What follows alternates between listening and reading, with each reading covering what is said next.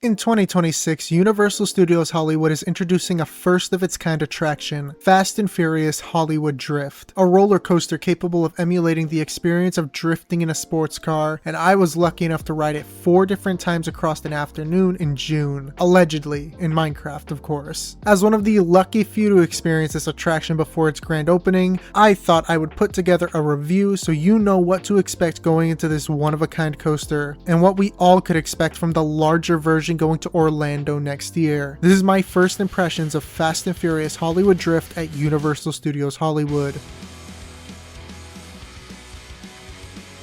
I cannot comment on the pre-ride theming or the actual line because I did not experience that. What I can tell you is that the ride has this sick dual loading station, so it can alternate and send out trains more frequently. The ride has 4 distinct cars, and the odd and even numbered cars have unique rotations during the ride. So I would recommend riding it in as many different rows as possible. To make things simple for the video, I will be throwing numbers above each car so you know which is which, as this ride does feature backward sections. Once the train dispatches, you head right into the first launch, which, not to sound like a bummer, does not do anything forces wise. This is not an issue because the alternative is a drive tire section, so this does a good job getting the train up to speed. The train then dips down to the left, giving some good airtime, especially in the back cars, all while the cars start to drift to the sides. The train enters this S-hill, drifting to the opposite direction while giving airtime. The cars then straighten as the train goes through a straight airtime hill, dropping lower to the ground, featuring a trim brake, but it is barely noticeable, giving great airtime throughout the train. The train enters a low to the ground turn. Cars 1 and 3 continue to drift until they are in the backwards position, while cars 2 and 4 remain in a regular drifting position. The cars take a slow roll over the mid-course section in these positions. The roll is pretty awesome in cars 1 and 3. Going backwards is so much fun. The cars then straighten out and then rise into the mid-course I just mentioned. After a short pause, the trains begin rotating to the backwards position, entering a 90-degree bank and leveling out into a backwards launch, which goes into a backwards dive loop in which you rotate back to the forward position when you dive. This is such a great moment on the ride. All cars get amazing airtime as they transition into the backwards position. You get a decent pop on the launch, and the dive loop is just incredible, giving backwards airtime in the front rows. As you exit the dive loop, you enter the third and final launch, rise up, and enter the massive stall, which is the highest point of the ride. Cars 1 and 3 drift with the turns and then take the stall straight, while cars 2 and 4 rotate 360 degrees through the stall, which in that position is probably my favorite part of the ride. The train then rises up again for this large drifting turn over the escalator. It gives a decent pop of airtime in the front car, but otherwise it's just a cool moment for drifting. You then enter this sick upwards roll while drifting to end off the ride, which can definitely catch you off guard as it transitions into it very quickly. The train then speeds into the final brakes and the ride is over. Ranking this among my 257 coasters was not as hard as I thought it would be. I put it at 20 out of my 255 ranked attractions, above notable rides such as Hagrid's Magical Creatures Motorbike Adventure at Islands of Adventure, Maverick at Cedar Point, and the defunct Hollywood Rip Ride Rocket at Universal Studios Florida, but below rides such as Superman at Six Flags New England, Time Traveler at Silver Dollar City, and Velocicoaster at Islands of Adventure. To sum up my thoughts on Fast and Furious Hollywood Drift in a more organized way, I would say more than anything, this ride feels like it's prioritizing the proof of concept that is the drift coaster over anything else. And for the most part, I think it really works. The airtime moments on the ride are incredible, especially the first half that really caught me off guard, and the drifting elements make it incredibly unique and memorable. I love the different drifting in each car. It really amplifies those inversions and makes them truly standout moments. Both rolls are great, the first being slow but the first true moment of experiencing drifting, and the final one having so much whip. The dive loop is awesome, being the best backwards moment of the ride and giving amazing airtime, and that stall in cars 2 and 4 with the 360-degree rotation is easily one of the best inversions in America. The drifting really makes the layout, and the difference in each car really gives you an incentive to re-ride. I have a few nitpicky criticisms that could easily be fixed once the ride opens, especially by the onboard audio that was not on when I rode. The escalator dive does not do much in anything but the front car. It's a really cool visual moment, but it's the weakest moment of the ride in terms of forces. The mid-course brake run seems like a strange pause in an otherwise extremely well-paced fast-paced layout, and all of the launches are kind of underwhelming. Launch 1 I mentioned earlier, but launch 2 and 3 don't do much, which I was shocked by coming off of Velocicoaster. Although my one night ride, launch 3 was awesome, so maybe I just didn't ride it warmed up until that last ride. Pretty much all of these issues can be solved with on-ride audio amplifying the experience, which I imagine will be the case. The one thing I can't excuse is the fact that the ride feels a bit too short. My closest comparison would be Orion at Kings Island. It is a fantastic coaster, but it feels like it needs one or two more elements to feel complete. Hollywood Drift is a similar way. A Helix after that roll might have fixed it for me in all honesty, but it is a very minor issue in an otherwise fantastic attraction. I am very excited for others to ride this coaster. I think it is such a great addition to the park, and it is easily accessible to thrill seekers and families alike. I would be very excited for the version that is coming to Orlando in 2027 as well. If I had to make a guess, that will blow this already amazing ride out of the water. A good comparison I could think of is Time Traveler and Ride to Happiness. One is a great prototype to prove how good the model is, and the other builds on that in the most insane ways. Orlando will be eating good next year, but Hollywood is not missing out either. To rehash, it's better than Maverick, not better than Velocicoaster, and this will most definitely break into your top 25. If you enjoyed this video, consider checking out some of my other coaster content, like my in-depth review of Hollywood Rip Ride Rocket at Universal Studios Florida, or Superman Ride of Steel at Six Flags America. I'll have more content coming soon, and if any of it catches your eye, I will see you there.